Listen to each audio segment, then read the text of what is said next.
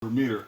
A little unorthodox compared to most municipalities where they're outside in the pit in the ground. But anyways, you have 4 points of shut off. You really only need one.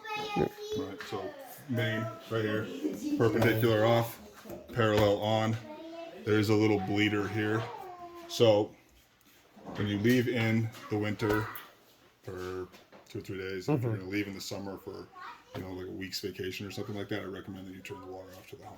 Okay. Turn the water off? Turn the water off to the home. Now, people say, why would I do that in the summer?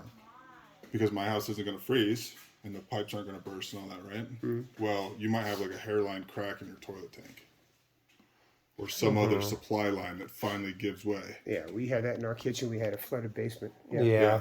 And if you're gone, of course, it's going to happen when you're gone and That's when you're right. not here, and that That's water exactly just right. continually runs. Yeah, that's exactly right. So if you're going to be gone for a day or two in the summer, you're probably okay. I mean, it's safe, best practice to do it. Do I do it every time I leave my house for a day? No. Yeah. Right? But what you really want to do is, excuse me, you can leave that one on. Turn that off right there. You can turn this one off too, and you can just kind of bleed it out from here, and you can bleed it out from here. So if you'll see a little bit of water come out. Yep.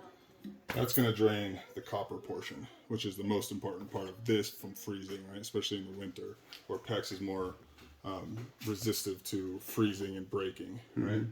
So either way, I just say turn them both off, bleed it there, and then go run a kitchen faucet or flush your toilet. So turn them both off. And then turn a faucet. So that just kind of drains the lines from up above. It releases that pressure. So Turn this one off, Yeah. bleed it, get all the water out. And, yeah, and just then, bleed this, and you don't have to bleed it all the way out. I'm If gonna you go just, feed him in the car. okay. as you can see, there's not too much coming down. That's holding in here too, but that gets that little bit of moisture out and that pressure. How does the water company read the meter if it's inside? So there is, and I'll show you this when we Is it an go. external display? There's a little white box at the front entry. It's a radio transponder for So it. they can do it wirelessly. They do it wirelessly, or if they have to, they can drive over and just point their little deal at it. Yeah. And I see we got the vents for heat down here already, That's correct. which is good. Okay. So yeah, that comes out. I'm gonna turn this back on.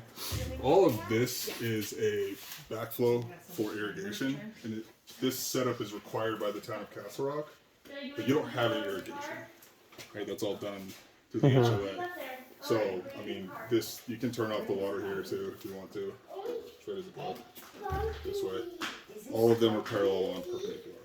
So they don't have outside sprinklers.